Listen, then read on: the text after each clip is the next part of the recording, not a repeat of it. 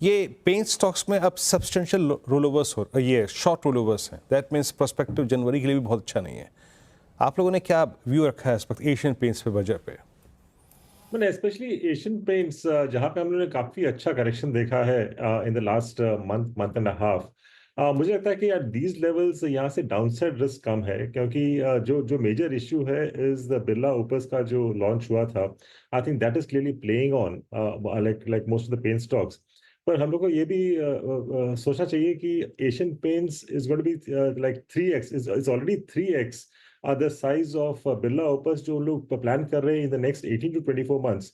उनका जो top line उन लोग प्लान कर रहे हैं करीब 10,000 करोड़ का है। Asian Paints is more than 3 times as of now.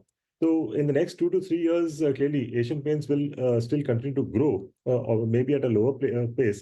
पर मुझे लगता है कि इस लेवल पे I think most of the risk are already discounted. तो if one is looking at long term, इस लेवल पे surely लेना चाहिए। हम्म। अनुज, एशियन पेंट्स, मैं अनुज आपको बताऊं फ्रेंकली स्पीकिंग, मैं बिरला ओपस जो है वो बहुत अच्छी रिसर्च के बाद आए हैं बाज़ार में, इस बात का तो मुझे अंदाज़ा था। मेरे मित्रगण हैं काफ़ी सारे इस कंपनी में, लेकिन इतनी जल्दी इतनी स्ट्रॉन्ग प्रेजेंस बिरला ओपस की होगी कभी आपने सोचा था? मैं फ्रेंकली स्पीकिंग बता रहा हूँ, मैंने नहीं सोचा था। हाँ, नहीं है ना, देखिए वही है ना।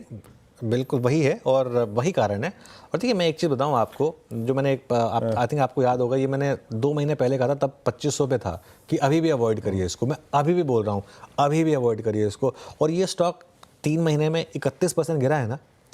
इसका नेट प्रॉफिट 43% गिरा था।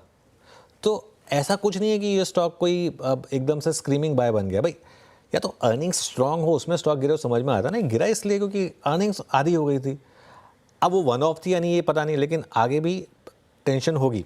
उस दिन रामदेव सर आए थे हमारे स्टूडियो में, वो बहुत अच्छी बात बोल के गए थे कि इनमें बॉटम तब बनेगा जब जो नया प्लेयर है वो न्यू कमर के बजाय इनकम्बेंट हो जाएगा। जब बिरला ओपस को अब आप industry player, establish industry player की तरह से मानेंगे, नॉट एज ए चैलेंजर। जब तक वो चैलेंजर है तब तक दिक्कत होगी। जब जियो आया था तो टैरिफ्स नीचे आए थे ना सब, पूरी की पूरी इंडस्ट्री के, लेकिन उसमें स्ट्रॉन्ग प्लेयर सर्वाइव किया।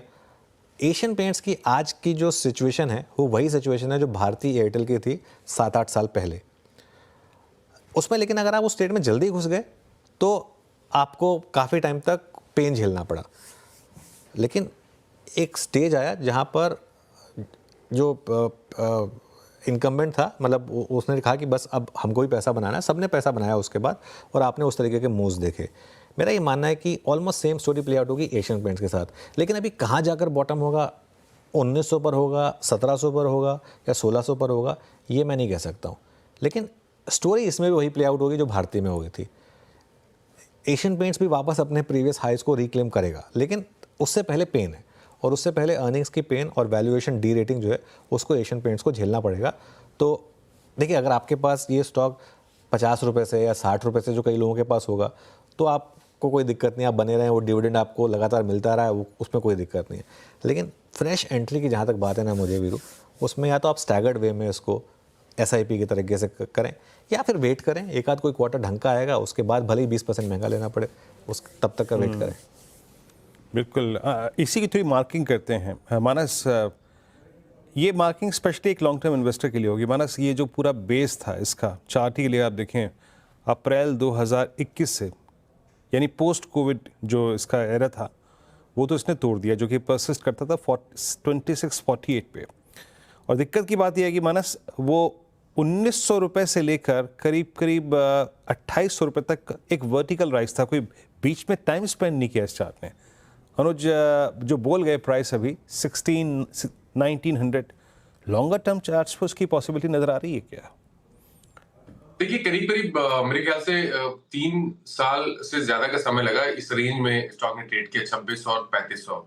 और अब जब 2600 का एक बहुत ही अहम सपोर्ट ब्रीच किया हुआ है तो डेफिनेटली करेक्शन बड़ा हो सकता है। रैली काफी बड़ी थी, तो करेक्शन में जो आपने लेवल्स बोले वो भी देखने को मिल सकते हैं। एटलीस्ट 1900 रुपए तक के लेवल्स एशियन पेंट्स डेफिनेटली दिखा सकता है। तो इस गिरावट पे खरीदारी ना करें। और देखिए, कोई भी कभी भी हमने कोई मीनिंगफुल रिवर्सल नहीं देखा, और जब भी रिवर्सल देखा या रिकवरी देखी तो वो ट्रेंडिंग मूविंग एवरेज के ऊपर नहीं हो पाई। मेरे ख्याल से गिरावट बढ़ने के चांसेस ज्यादा है, तो इस गिरावट पे खरीदारी